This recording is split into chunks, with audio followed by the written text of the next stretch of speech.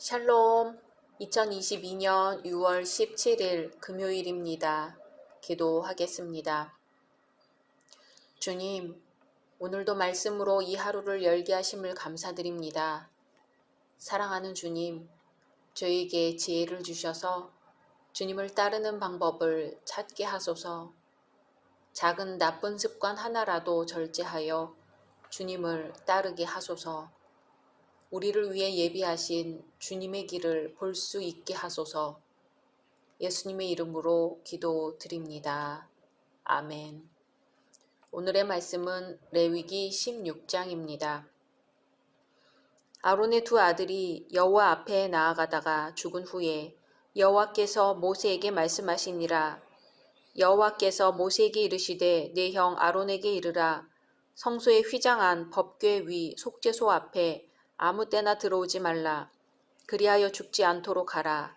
이는 내가 구름 가운데에서 속죄소 위에 나타남이니라. 아론이 성소에 들어오려면 수송아지를 속죄 제물로 삼고 순양을 번제물로 삼고 거룩한 세마포 속옷을 입으며 세마포 속바지를 몸에 입고 세마포 띠를 띠며 세마포 관을 쓸지니 이것들은 거룩한 옷이라. 물로 그의 몸을 씻고 입을 것이며 이스라엘 자손의 회중에게서 속죄 제물로 삼기 위하여 순염소 2마리와 번제물로 삼기 위하여 순양 1마리를 가져갈지니라. 아론은 자기를 위한 속죄제에 수송아지를 들이되 자기와 집안을 위하여 속죄하고 또 그 두 염소를 가지고 회막문 여호와 앞에 두고 두 염소를 위하여 제비 뽑되 한 제비는 여호와를 위하고 한 제비는 아사셀을 위하여 할지며 아론은 여호와를 위하여 제비 뽑은 염소를 속죄제로 드리고 아사셀을 위하여 제비 뽑은 염소는 산채로 여호와 앞에 두었다가 그것으로 속죄하고 아사셀을 위하여 광야로 보낼지니라.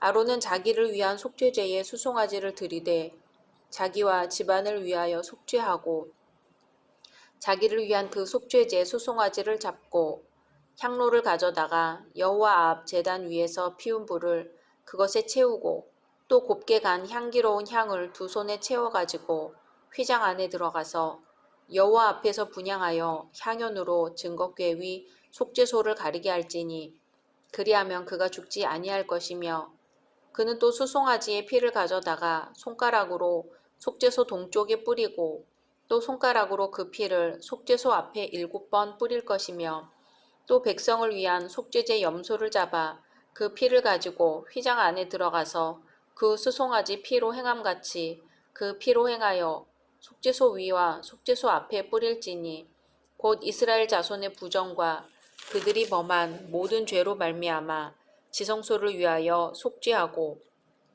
또 그들의 부정한 중에 있는 회막을 위하여 그같이 할 것이요 그가 지성소에 속죄하러 들어가서 자기와 그의 지방과 이스라엘 온 회중을 위하여 속죄하고 나오기까지는 누구든지 회막에 있지 못할 것이며 그는 여호와 앞 제단으로 나와서 그것을 위하여 속죄할지니 곧 그 수송아지의 피와 염소의 피를 가져다가 제단 귀퉁이 뿔들에 바르고 또 손가락으로 그 피를 그 위에 7번 뿌려 이스라엘 자손의 부정에서 제단을 성결하게 할 것이요 그 지성소와 회막과 제단을 위하여 속죄하기를 마친 후에 살아있는 염소를 들이되 아론은 그의 두 손으로 살아있는 염소의 머리에 안수하여 이스라엘 자손의 모든 불의와 그 범한 모든 죄를 아뢰고 그 죄를 염소의 머리에 두어 미리 정한 사람에게 맡겨 광야로 보낼지니 염소가 그들의 모든 불의를 지고 접근하기 어려운 땅에 이르거든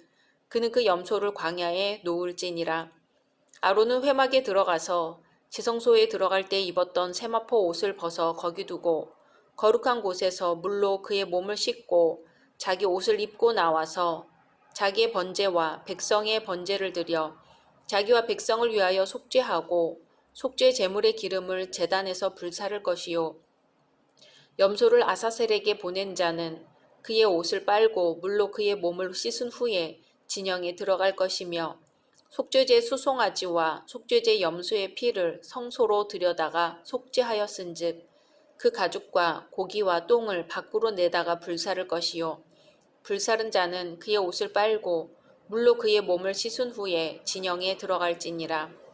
너희는 영원히 이 규례를 지킬지니라. 일곱째 달 곧 그 달 10일에 너희는 스스로 괴롭게 하고 아무 일도 하지 말되 본토인이든지 너희 중에 거류하는 거류민이든지 그리하라. 이날에 너희를 위하여 속죄하여 너희를 정결하게 하리니 너희의 모든 죄에서 너희가 여호와 앞에 정결하리라. 이는 너희에게 안식일 중에 안식일인즉 너희는 스스로 괴롭게 할지니 영원히 지킬 규례라.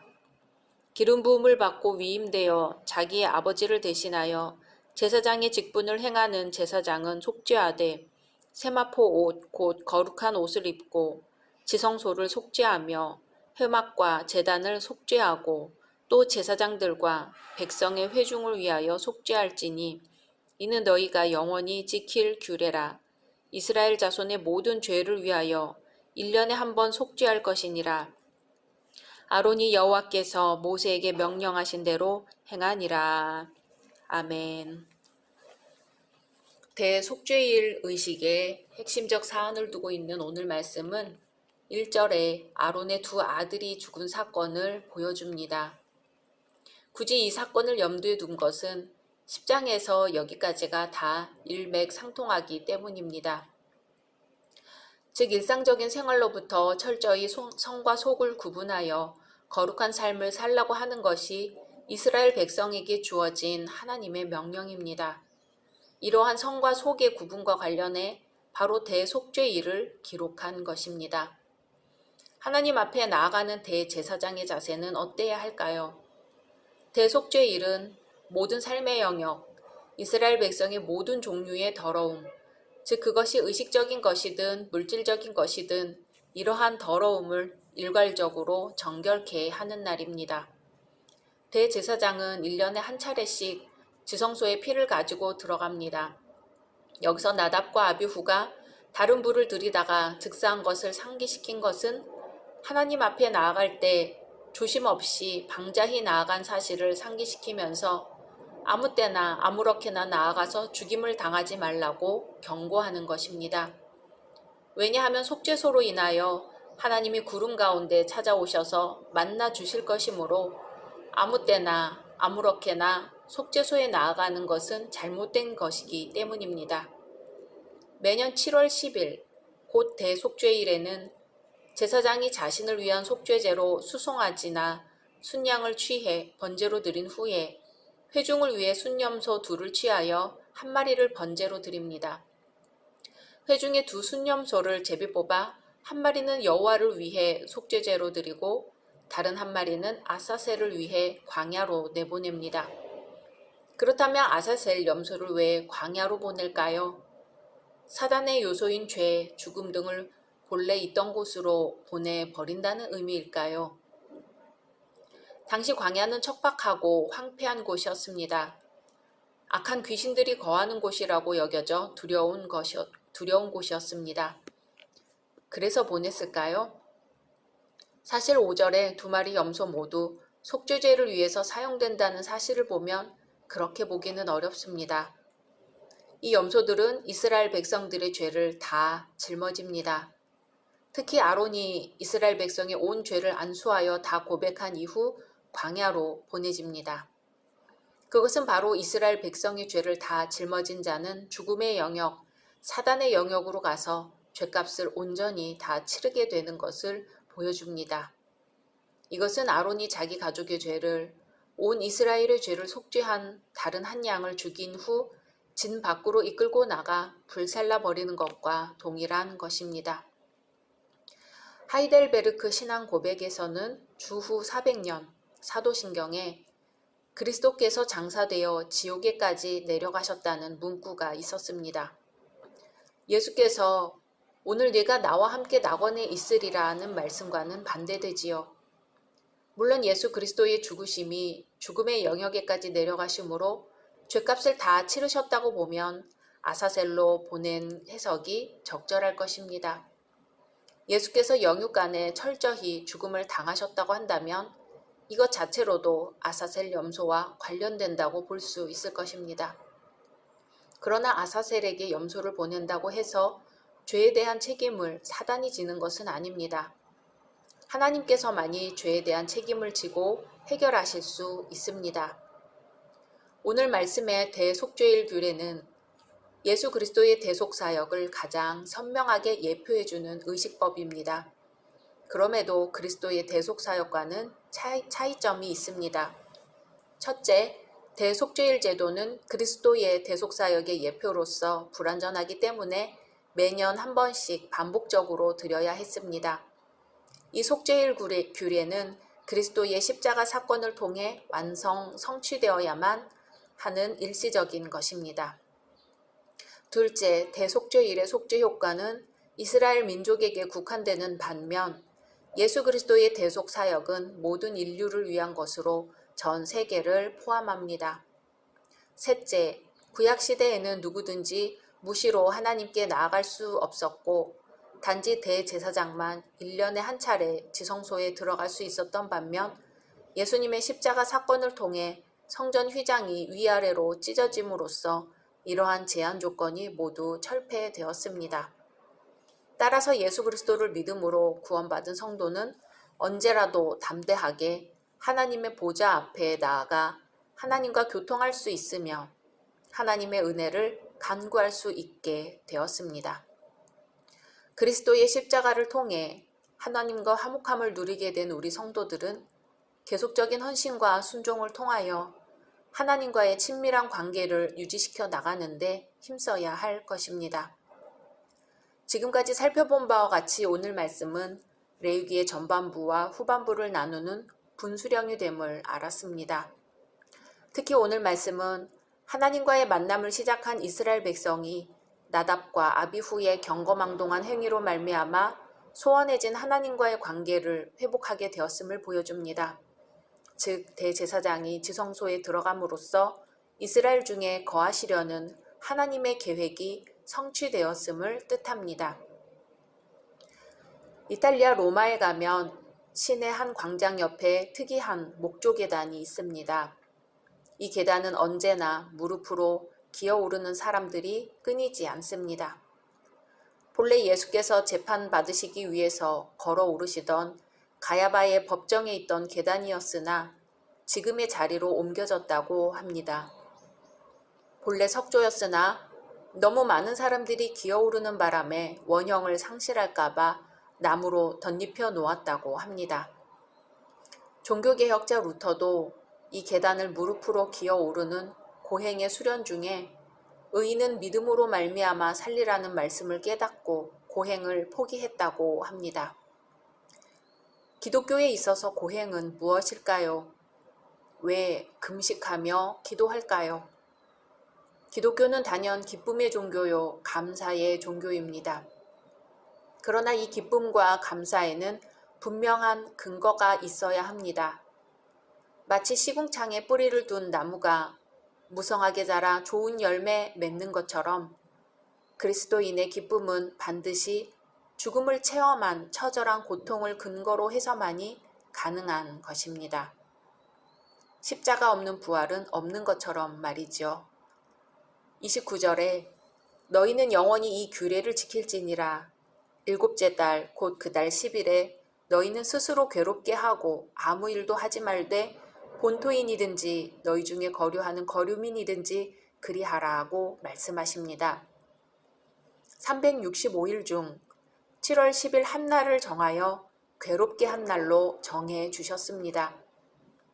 로마의 거룩한 계단의 순례자들처럼 우리의 삶과 신앙의 훈련이 고행일 필요는 없습니다.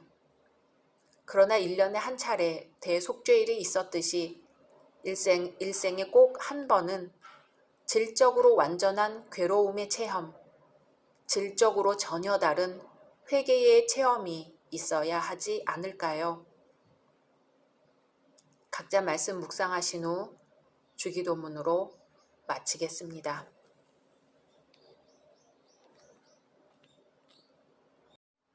샬롬, 2022년 6월 18일 토요일입니다. 기도하겠습니다.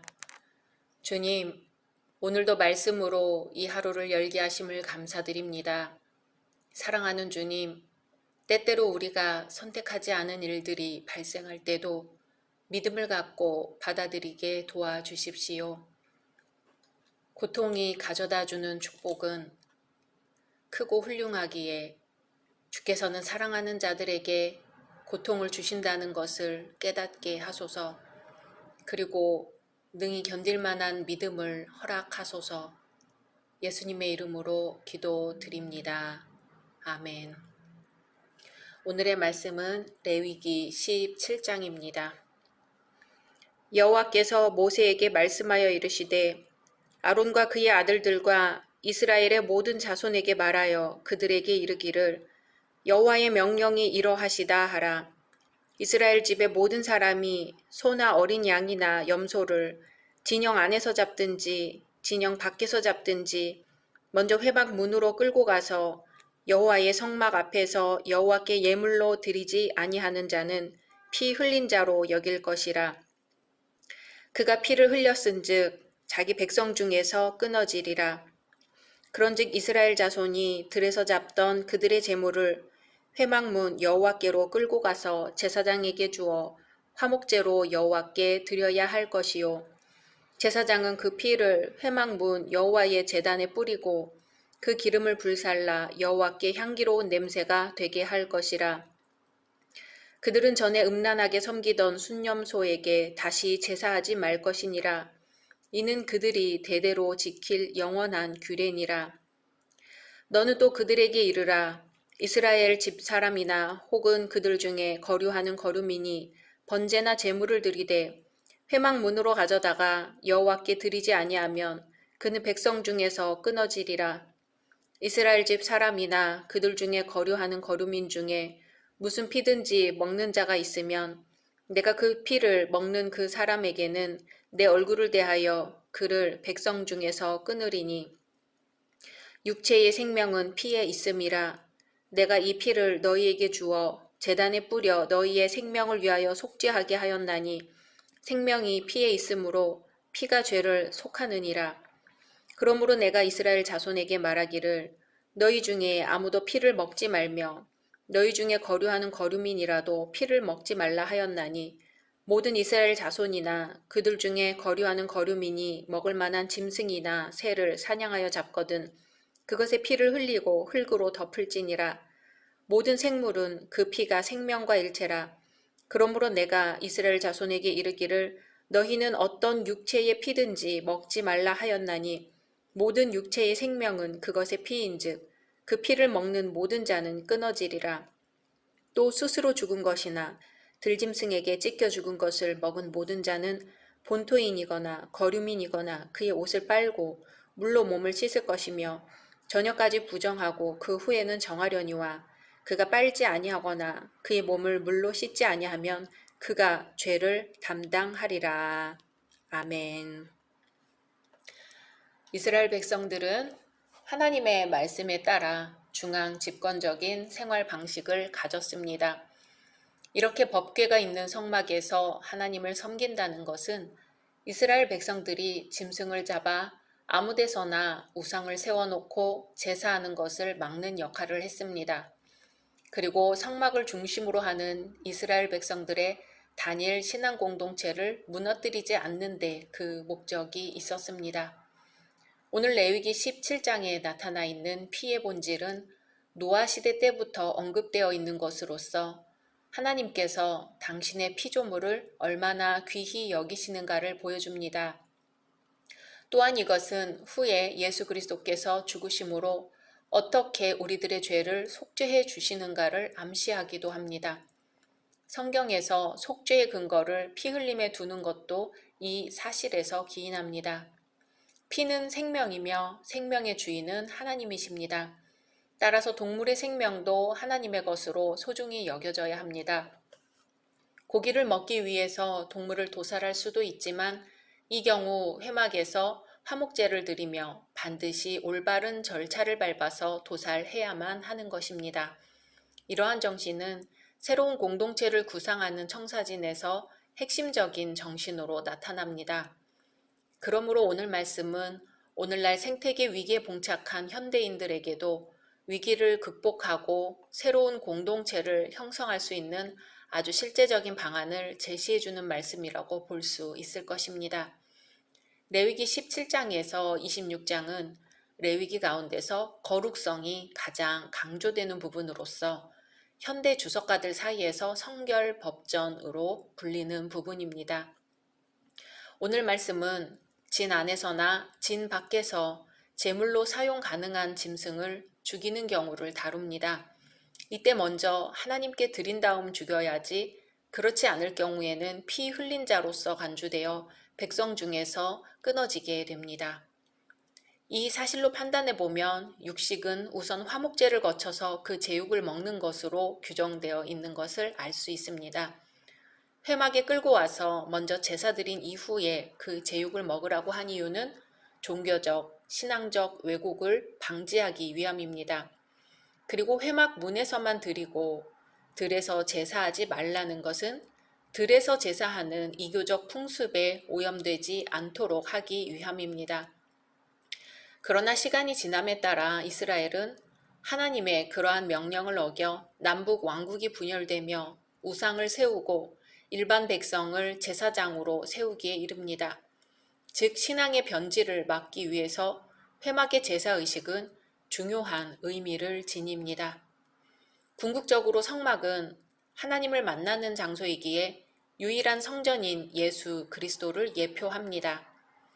하나님께서 제단에서 의식을 거친 이후에 반드시 그 고기를 먹게 한 것에는 또 다른 이유가 있습니다.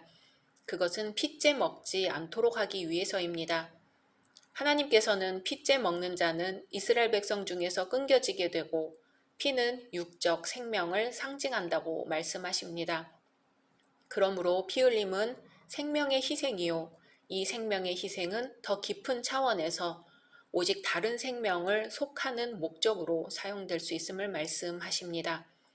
이 원리를 따라서 성전과 성막에서 짐승이 피를 흘려야 했고 마지막에는 예수 그리스도께서 피를 흘리셨습니다. 그러면서도 구약에서는 인신제사를 엄격히 금하셨습니다. 이는 인간의 생명을 진정 속할 수 있는 인간은 아무도 없고 오직 하나님뿐임을 보이시기 위함입니다. 그리스도의 가르침 속에서 생명과 피의 동일성은 재확인됩니다. 피는 곧 생명입니다. 따라서 그것을 마실 수 없습니다. 이 원칙을 무시하는 사람은 공동체에서 제외될 것입니다. 그리스도에 의하면 주님의 피만이 영원한 생명을 가져다 줍니다. 그것을 향유하려는 자는 반드시 그 피를 마셔야만 합니다. 곧 예수께서는 내 살을 먹고 내 피를 마시는 자는 영생을 가졌고 마지막 날에 내가 그를 다시 살리리니 라고 하시며 그 피의 영속성을 보여주셨습니다. 그러므로 주의 만찬에 참여하는 자들은 항상 잔을 들 때마다 실제로 이것이 나의 피라고 말씀하신 주님의 말씀을 실제적인 것으로 받아들여야 하며 이를 통해서 영원한 생명의 유효성을 향유하게 되는 것입니다. 중국의 오봉이라는 유학자가 그리스도인이 된 후 대만의 아리산 토인들에게 전도를 하여 예수를 믿게 했습니다. 이들은 예전에 인육을 먹던 관습을 딱 한 번만 더 허락해 줄 것을 스승인 오봉에게 요청했습니다. 오봉은 완강히 반대했지만 그들의 마음을 돌이킬 수 없음을 알고 내일 한 번만 원하는 대로 하라고 말했습니다. 다음날 한 사람을 죽여서 먹으려다 보니 그 한 사람은 바로 자신들의 스승인 오봉이었습니다. 그 후 그들은 회개하고 다시는 인육을 먹는 죄를 짓지 않았다고 합니다. 여기서 우리는 한 사람이 피 흘려 죽음으로 많은 사람이 회개하고 돌아올 수 있다는 교훈을 얻습니다. 이때 오봉이 흘린 피는 마치 구약 성경에서 사람의 죄를 대속하기 위해 흘렸던 희생제물의 피와 같은 고귀한 피입니다. 오늘 말씀에서는 육체에 있는 피가 생명의 근원임을 밝히면서 이를 먹지 말 것을 당부합니다. 이 말씀은 장차 인류의 죄를 대신해서 피 흘림으로 많은 사람들에게 생명을 주신 예수 그리스도의 십자가 보혈을 상징하고 있습니다. 예수께서 흘리신 피가 이처럼 숭고하기 때문에 신자들은 이 피를 가리켜 보혈이라고 부릅니다. 하지만 이 십자가의 보혈이 많은 사람들로부터 비웃음거리가 되고 있으며 더욱 안타까운 사실은 오늘날의 일부 성도들까지 그리 큰 감격을 느끼지 못한다는 것입니다. 십자가의 보혈은 우리 신앙의 원천이며 생명력입니다. 그리고 우리의 신앙이 성숙하기 위한 전제 조건 또한 예수님의 십자가 보혈입니다. 오늘 하루도 예수 그리스도의 십자가 보혈로 우리의 삶이 정결해지고 거룩해지기를 소망합니다. 각자 말씀 묵상하신 후 주기도문으로 마치겠습니다.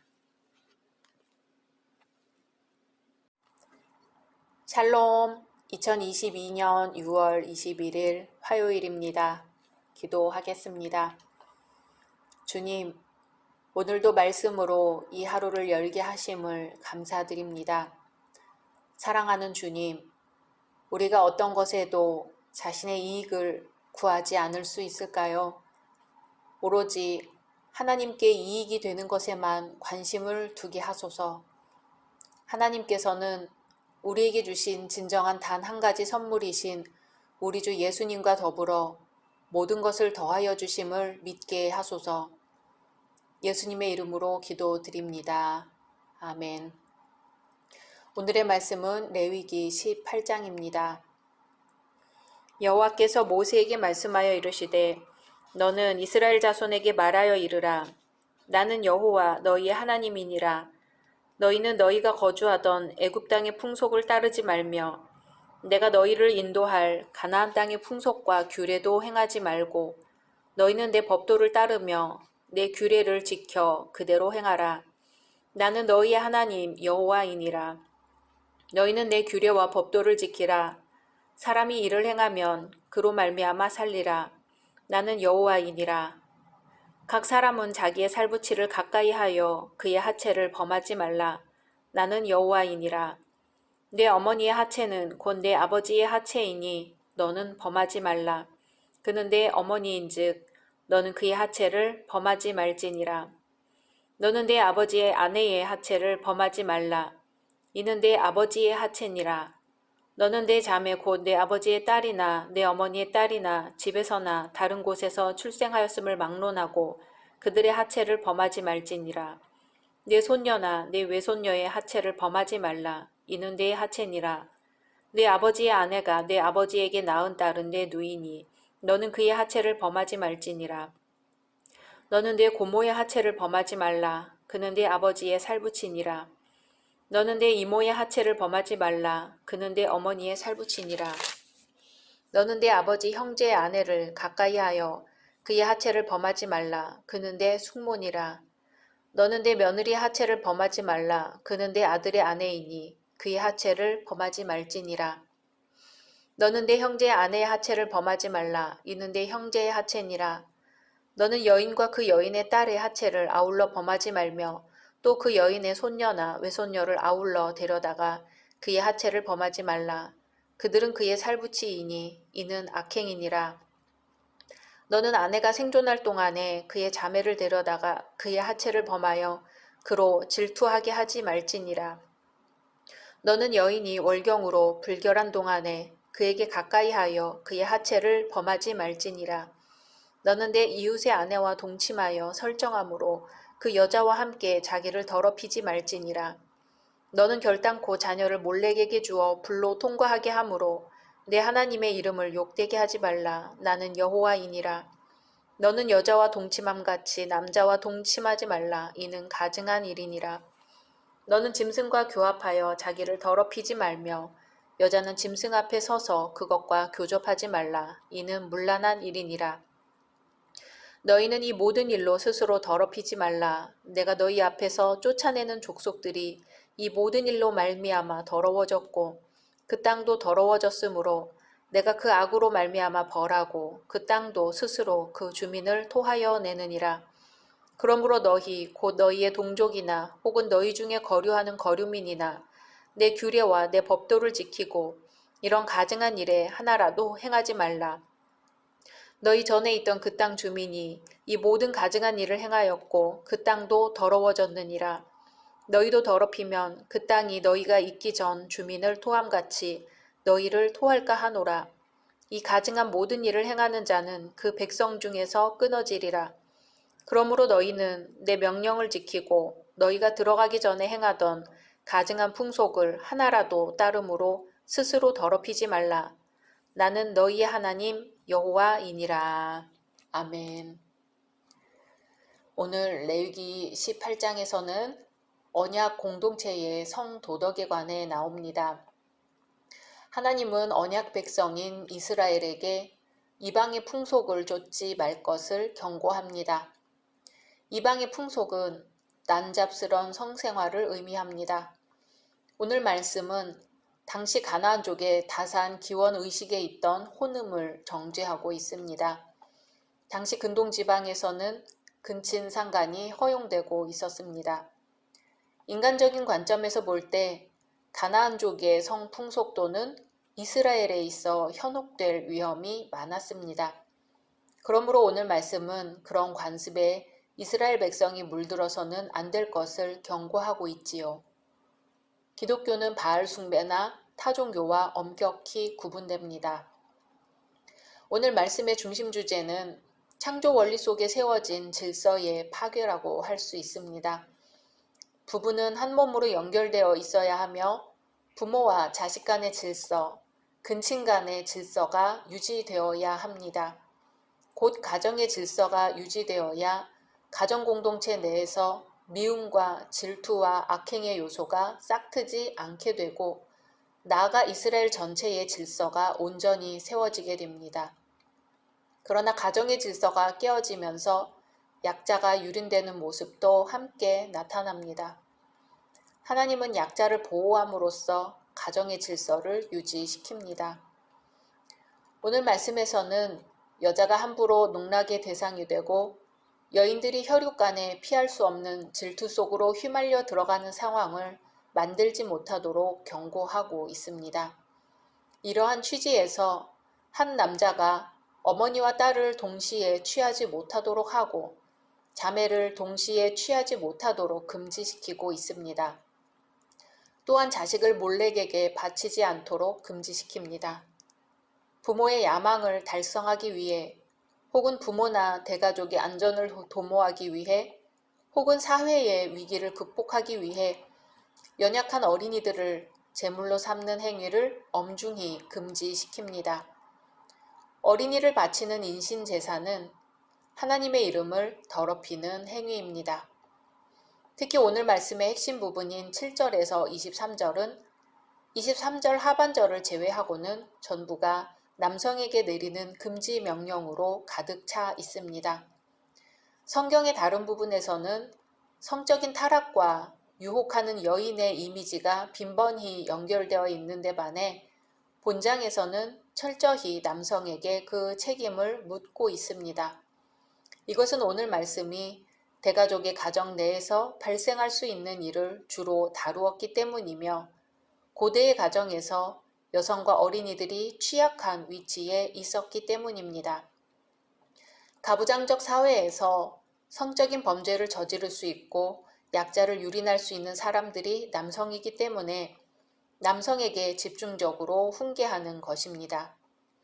한편 이러한 금지 명령을 어겼을 때 부과하는 형벌이 나열된 20장을 살펴보면 여자가 형벌에서 제외되지 않습니다. 따라서 본장이 남성을 향해 금지 명령을 내리고 있지만 여성도 함께 연관되고 있다는 점에서 여성에게도 명령을 내리고 있는 것입니다.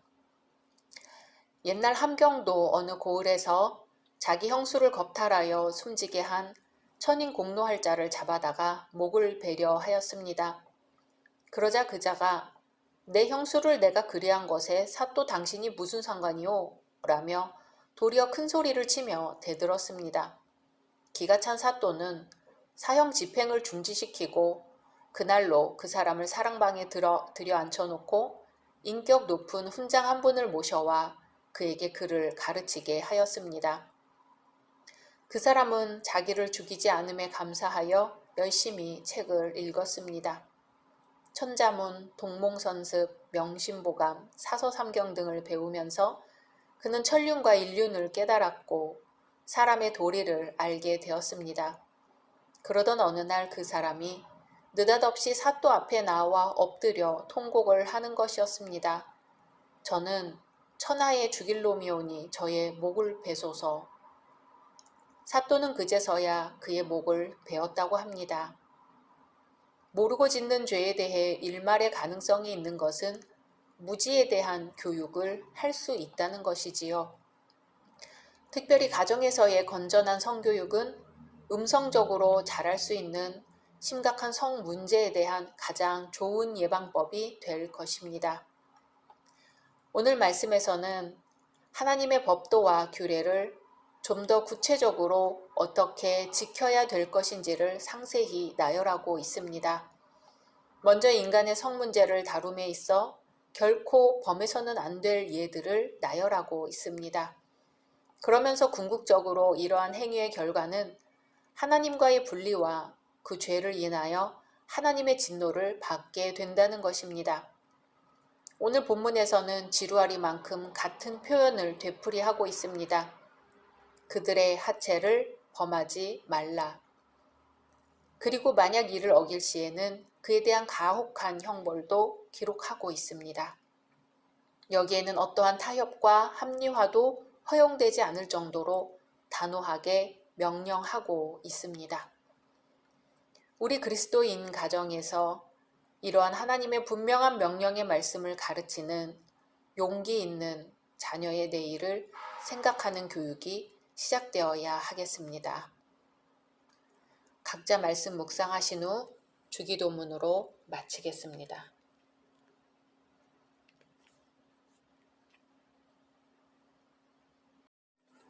샬롬, 2022년 6월 22일 수요일입니다. 기도하겠습니다. 주님, 오늘도 말씀으로 이 하루를 열게 하심을 감사드립니다. 사랑하는 주님, 저희가 가난함, 순명, 친절과 같은 덕을 단지 사모하는 것만으로 만족하지 않게 하소서. 그 미덕의 열매를 보이는 삶을 살게 하소서. 주님을 사랑하기 때문에 그저 주님을 따를 수 있게 도와주십시오. 예수님의 이름으로 기도드립니다. 아멘. 오늘의 말씀은 레위기 19장입니다.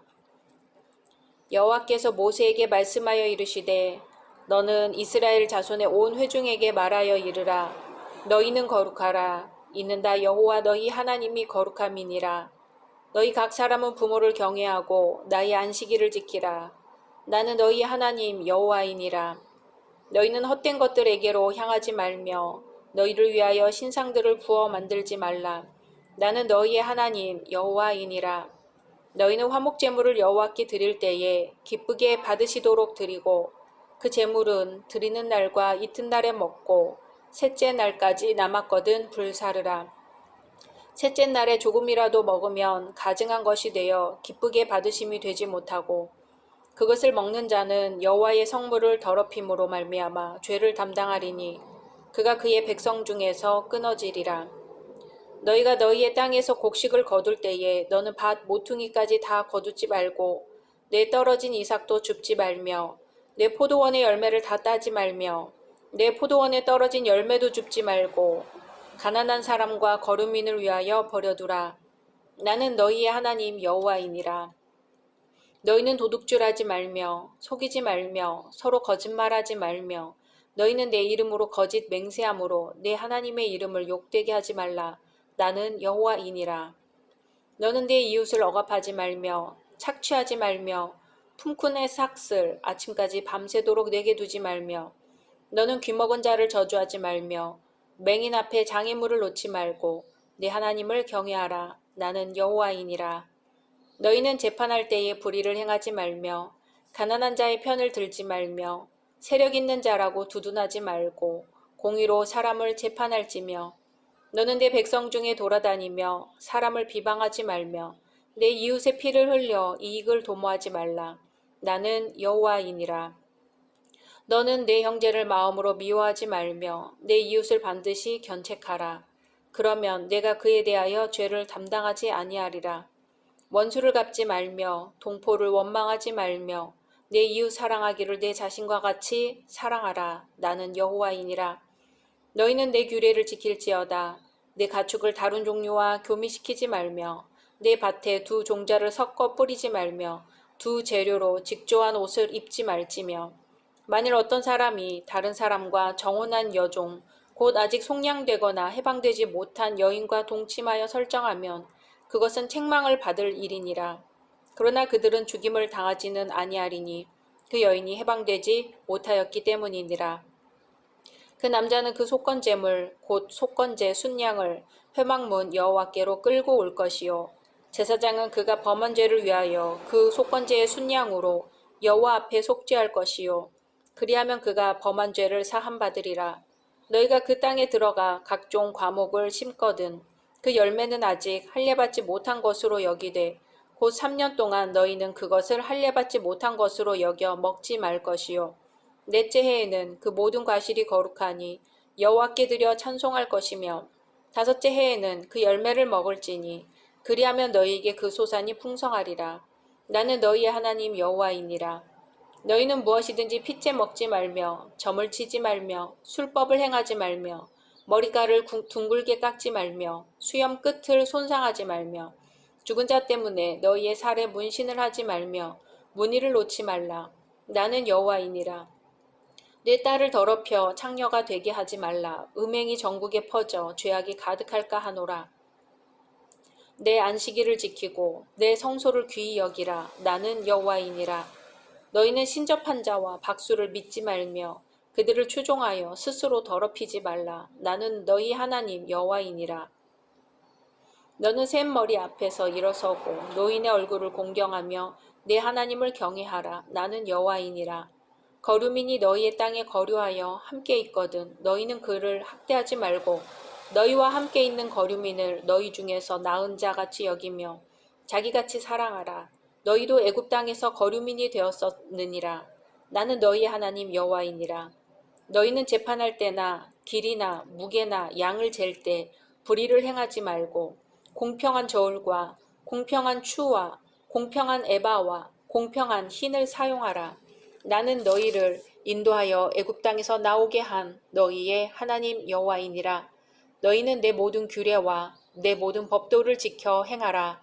나는 여호와이니라. 아멘. 오늘 말씀에서는 하나님의 선민 이스라엘 백성들이 일상생활 가운데서 지켜야 할 법도와 사회 규범에 관해 구체적인 신뢰를 들어 설명하고 있습니다. 제사에 관한 규례, 도덕적 의무, 공정한 재판, 공정한 상거래에 관한 규정, 약자와 타국인에 대한 보호, 성도덕에 관한 규례 등입니다. 이처럼 열거된 여러 가지 지시사항들은 사람들이 생활하는 가운데서 일상적으로 부딪히는 여러 문제에 있어서 어떻게 행동해야 하는가 하는 원칙의 문제를 구체적인 신뢰를 들어 설명하고 있습니다. 그리하여 사람들이 여기 언급되지 않은 일에 대해서도 어떤 원칙에 따라 행동해야 할지를 스스로 터득하도록 합니다. 우리는 하나님께서 정의와 사랑, 진실과 자비에 근거한 도덕적 원칙을 세우실 때는 반드시 실생활의 여러 상황에 맞게 구체적으로 적용시킬 수 있는 신뢰나 방법까지도 함께 제시한다는 사실을 알 수 있습니다. 오늘 말씀은 크게 세 부분으로 나뉩니다. 첫째, 하나님과 인간 사이에 지켜야 할 법도를 설명하고 있는 부분입니다. 1절에서 2절은 하나님께서 거룩하신 것처럼 이스라엘도 거룩하라고 명령하십니다. 3절은 부모 경애와 안식일 준수를 명합니다. 4절은 우상을 만들지도 말고 그것을 섬기지도 말라는 명령입니다. 5절에서 8절은 하나님께 화목제 희생을 드릴 경우 규례대로 드리라는 부분입니다. 이 가운데 10계명 중 제2계명과 관련된 우상 문제는 당시 애굽이나 가나안 등 주변 이방 국가들의 우상 숭배적 영향으로부터 이스라엘 백성의 순수한 여호와 신앙을 지켜 보호하기 위한 것으로 이스라엘의 사활이 달린 중요한 문제라 할 수 있습니다. 사회적 규범은 여호와를 믿는 신앙 안에서만 참된 의미를 찾을 수 있습니다. 둘째, 인간과 인간 사이 사회생활을 기술하는 부분입니다. 하나님과 인간 사이에 지킬 법도에 이어 인간 사회에서 하나님의 백성들이 지켜야 할 법도를 다루고 있습니다. 이는 크게 두 가지로 나눌 수 있는데요. 첫째는 이웃을 사랑하라는 것입니다. 두 번째는 이웃을 압제하거나 어떤 식으로든 해하지 말라는 것입니다. 이러한 사회적 규범은 인류를 향한 하나님의 자비와 정의의 정신이 극명하게 드러난 것으로 단순한 윤리의 차원에 머무는 것이 아니라 신앙적 차원으로까지 승화되어 있습니다. 즉 모든 사회적 규범은 이웃 사랑하기를 내 몸과 같이 하라는 18절 말씀 이 한마디로 축약할 수 있습니다. 그리스도인의 사회적 책임은 유기하거나 무관심해 버릴 수 있는 것이 아니라 하나님 섬기는 것과 직결된 절대적 의무임을 깨달을 수 있습니다.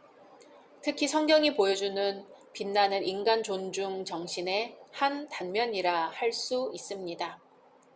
셋째, 추가된 금지 조항을 언급한 마지막 부분입니다. 이 결론 부분은 이스라엘 백성들이 선민으로 지켜야 할 여러 규례들이 두서없이 열거되어 있습니다. 그 내용은 주로 부정한 선교에 대한 금지, 가나안 땅에서의 첫 수확 시기, 이방의 우상 숭배적 풍속에 대한 경계, 노인 공경 및 타국인에 대한 보호 규례, 공정한 상거래에 대한 명령 등이 포함되어 있습니다. 특히 공정한 상거래에 대한 명령은 인간의 구체적인 삶에 대한 하나님의 관심을 보여줍니다. 비단 출애굽 당시의 이스라엘 백성들에게만 적용되는 것이 아니라 현대 사회에서 더 큰 비중을 차지하고 적용되는 것입니다. 사실 경제적 부조리는 사회 조직이나 외적 체제 등의 구조적 문제에서 기인되기도 하며 본질적으로는 부패하고 이기적인 인간의 심성에서 기인합니다. 오늘날의 성도들은 자본주의가 갖는 구조적 모순을 시정하고 부의 지나친 편제를 막기 위해서 노력해야 합니다. 경제적 약자 역시 하나님의 형상대로 창조된 존귀한 존재라는 것을 염두에 두고 그들에 대한 하나님의 관심과 애정을 기억해야 할 것입니다. 관리라는 한자를 분석해서 펼쳐놓으면 대나무, 벼슬, 임금, 마을의 의미를 지닌 한자들이 모여 있습니다.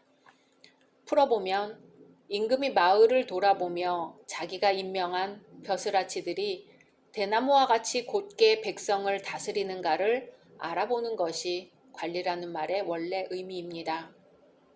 이 사회는 사회 구석구석에까지 법망이 있음에도 불구하고 누구는 걸리고 누구는 피해 나가는 기현상이 목격됩니다. 더욱이 충격적인 것은 법을 직접 시행하는 이들에게 부정과 부패의 균이 있다는 사실이지요. 대나무처럼 곧게 법을 집행해야 될 사람들이 그러하지 못한 것은 서글픈 일입니다. 법의 공정성 여부는 법 자체에 있기보다 이를 시행하는 사람에게 있습니다. 모든 나라의 법은 모두가 공정한 시행을 표방하고 있지만 이를 집행하는 이가 사사로운 마음을 가질 때 그것은 한낱 무용지물이 되고 마는 것입니다.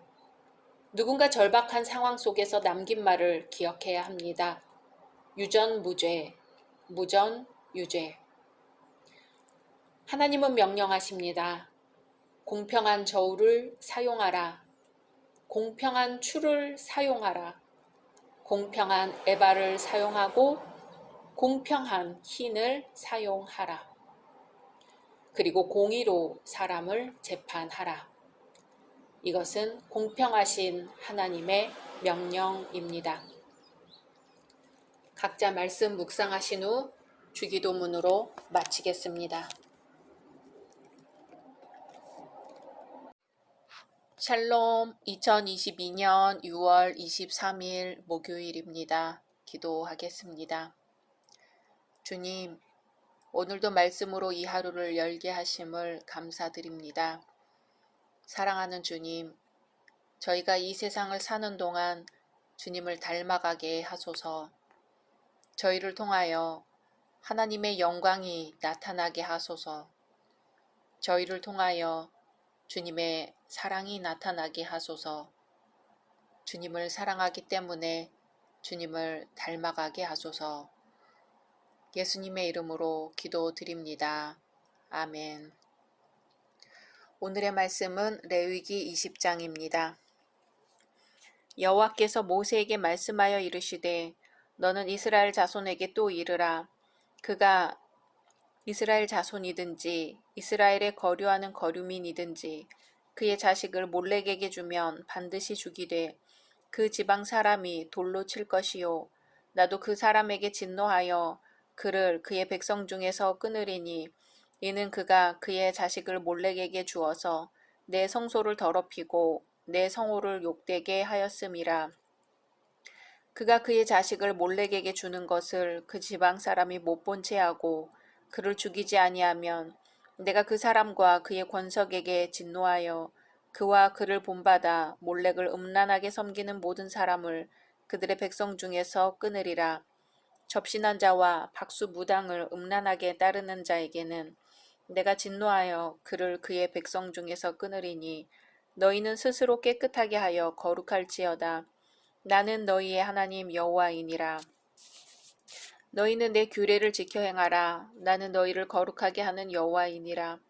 만일 누구든지 자기의 아버지나 어머니를 저주하는 자는 반드시 죽일지니 그가 자기의 아버지나 어머니를 저주하였은즉 그의 피가 자기에게로 돌아가리라. 누구든지 남의 아내와 간음하는 자, 곧 그의 이웃의 아내와 간음하는 자는 그 간부와 음부를 반드시 죽일지니라.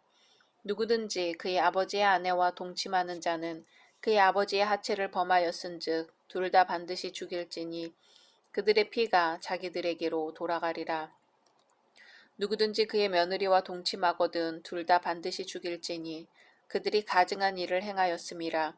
그들의 피가 자기들에게로 돌아가리라. 누구든지 여인과 동침하듯 남자와 동침하면 둘 다 가증한 일을 행함인즉 반드시 죽일지니 자기의 피가 자기에게로 돌아가리라. 누구든지 아내와 자기의 장모를 함께 데리고 살면 악행인즉 그와 그들을 함께 불살을지니 이는 너희 중에 악행이 없게 하려 함이니라. 남자가 짐승과 교합하면 반드시 죽이고 너희는 그 짐승도 죽일 것이며 여자가 짐승에게 가까이 하여 교합하면 너는 여자와 짐승을 죽이되 그들을 반드시 죽일지니 그들의 피가 자기들에게로 돌아가리라. 누구든지 그의 자매 곧 그의 아버지의 딸이나 그의 어머니의 딸을 데려다가 그 여자의 하체를 보고 여자는 그 남자의 하체를 보면 부끄러운 일이라. 그들의 민족 앞에서 그들이 끊어질지니 그가 자기의 자매의 하체를 범하였은즉 그가 그의 죄를 담당하리라. 누구든지 월경 중에 여인과 동침하여 그의 하체를 범하면 남자는 그 여인의 근원을 드러냈고 여인은 자기의 피 근원을 드러내었음인즉 둘 다 백성 중에서 끊어지리라. 내 이모나 고모의 하체를 범하지 말지니 이는 살부치의 하체인즉 그들이 그들의 죄를 담당하리라. 누구든지 그의 숙모와 동침하면 그의 숙부의 하체를 범함이니 그들은 그들의 죄를 담당하여 자식이 없이 죽으리라. 누구든지 그의 형제의 아내를 데리고 살면 더러운 일이라. 그가 그의 형제의 하체를 범함이니 그들에게 자식이 없으리라.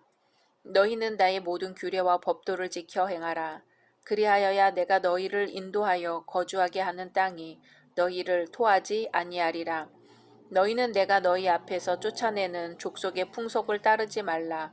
그들이 이 모든 일을 행함으로 내가 그들을 가증히 여기노라. 내가 전에 너희에게 이르기를 너희가 그들의 땅을 기업으로 받을 것이라. 내가 그 땅 곧 젖과 꿀이 흐르는 땅을 너희에게 주어 유업을 삼게 하리라 하였노라. 나는 너희를 만민 중에서 구별한 너희의 하나님 여호와이니라. 너희는 짐승이 정하고 부정함과 새가 정하고 부정함을 구별하고 내가 너희를 위하여 부정한 것으로 구별한 짐승이나 새나 땅에 기는 것들로 너희의 몸을 더럽히지 말라. 너희는 나에게 거룩할지어다. 이는 나 여호와가 거룩하고 내가 또 너희를 나의 소유로 삼으려고 너희를 만민 중에서 구별하였음이니라. 남자나 여자가 접신하거나 박수 무당이 되거든 반드시 죽일지니 곧 돌로 그를 치라. 그들의 피가 자기들에게로 돌아가리라. 아멘. 오늘 레위기 20장은 우상 숭배죄, 성적 음란죄, 거룩에 대한 명령 등에 대해 말씀합니다. 1절에서 9절은 우상 숭배 및 불효의 죄에 대해 열거합니다. 우상 숭배는 이스라엘 민족을 해방시켜 주신 하나님의 은총에 대한 배신 행위지요. 이스라엘 공동체의 여호와 신앙에 대한 신뢰관계를 근본에서부터 깨뜨리는 행위며 하나님에 대한 신앙을 하찮은 귀신의 그것으로 대치하는 신성 모독죄입니다. 이러한 우상 숭배자들에게는 사형이 구형되었으며 이스라엘 공동체로부터 영원히 끊어지는 형벌이 가해졌습니다. 여기서 한 가지 특별한 것은 하나님께서는 우상 숭배자들 뿐만 아니라 우상 숭배를 방조한 자들까지 처벌할 것을 명하고 계신 점입니다. 하나님은 또한 불효에 대해 엄벌을 내리십니다. 극심한 불효는 부모의 인격과 삶과 가르침을 업신여기고 부모의 뜻과 권위에 대해 적대하는 행위를 가리킵니다. 특별히 이스라엘 사회가 불효에 대해 사형을 내릴 만큼 무섭고 큰 죄로 인식된 것은 그것은 하나님의 창조 질서를 파괴하는 행위이기 때문입니다. 또 공동체의 질서를 파괴하는 죄이기 때문입니다. 히브리인들에게 있어서 가정은 신앙교육의 장으로서 가장 기본적이며 중요한 단위입니다. 부모의 가르침에 의해 대대로 신앙이 계승되어 왔으며 만일 자녀가 부모의 뜻을 거역한다면 그 거역은 부모에게 위임된 하나님의 진리에 대한 거부와 다를 바가 없었습니다. 그러므로 하나님은 가정의 질서를 파괴하는 행위를 엄중히 다루도록 하셨습니다. 10절에서 21절은 간음죄에 관한 규례입니다. 크게 통간과 근친상간, 남색과 수간, 그리고 아내와 장모를 함께 취하는 행위 및 월경 중의 여인과의 성행위 등으로 구분할 수 있습니다. 오늘 본문에서 그만 간음을 행한 자에게는 모두 사형이 구형되었습니다. 성경이 이렇게 간음을 심각하게 정죄한 것은 성범죄는 인간의 신뢰관계를 그 근본부터 파괴하는 가증한 죄악이기 때문입니다. 그리고 결혼을 통한 남녀 간의 결합, 출생과 번성 등 하나님께서 인류를 향한 사랑을 성취하도록 주신 성을 단순히 쾌락적인 수단으로만 생각하여 방종하게 사용하는 것은 신성 모독일 뿐만 아니라 하나님의 형상대로 지음받은 인간의 비인간화를 재촉하는 범죄이기 때문입니다. 또 성윤리는 모든 윤리의 기초가 될 뿐만 아니라 순결한 성생활 및 가정생활은 곧 성결한 여호와 신앙과 직결되기 때문입니다. 특히 본문에서 남색이나 수간 등은 더욱 철저히 금지되었습니다. 그것은 이 수간이 고대 근동 세계에서는 우상 숭배 제사 의식의 일부로 행해져 우상 숭배와 깊은 연관이 있었기 때문입니다. 그뿐만 아니라 인간 스스로를 동물로 비하시켜 하나님께서 창조하신 인간의 존엄성을 송두리째 말살해버리는 심각한 범죄였기 때문입니다. 모든 율법은 인간이 인간으로서의 존엄성을 지키며 하나님의 복 가운데 살 수 있는 수단으로 주어진 것이죠. 또 건전한 성은 인간에게 생의 기쁨과 활력을 주지만 그것이 목적을 저버리고 타락할 때는 가장 큰 저주를 부르는 원인이 됩니다. 인간이 참된 행복과 자유를 누리는 것은 자신을 전적으로 예수 그리스도께 의탁하고 그의 계명을 준수할 때 비로소 가능해집니다. 22절에서 27절에서는 하나님은 이스라엘이 하나님 앞에서 특별히 거룩할 것을 요구하십니다. 가나안 족속의 가증한 풍습을 본받지 말아야 되고 부정한 짐승이나 곤충 따위로 부정함을 입지 않도록 주의하라는 말씀입니다. 마지막으로 27절은 이스라엘 중에서 신접한 자나 박수를 제하라는 명령입니다. 여기서 거룩은 단순히 종교적 예배 의식에만 국한되는 것이 아니라 우리의 전 생활에 걸쳐 적용되는 말로 전 인격적으로 하나님을 닮아가려고 노력하는 가운데 죄와 분리되어 정결하고 깨끗한 삶을 살아가는 것을 의미합니다. 그러나 여기서 주의할 것은 우리의 거룩성은 자신의 의로운 행동이나 능력에 의해 이루어지는 것이 아니라는 점입니다.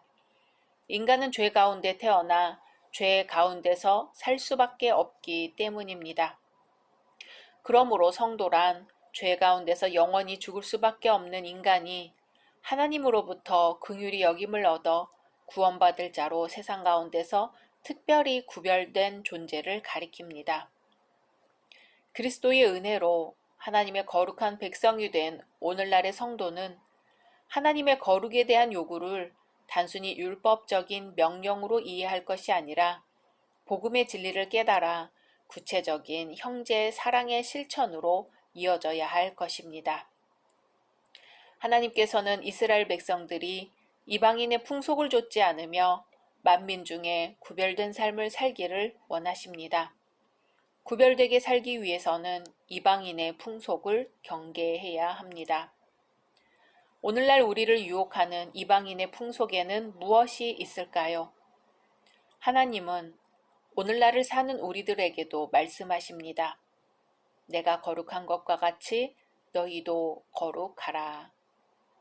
각자 말씀 묵상하신 후 주기도문으로 마치겠습니다.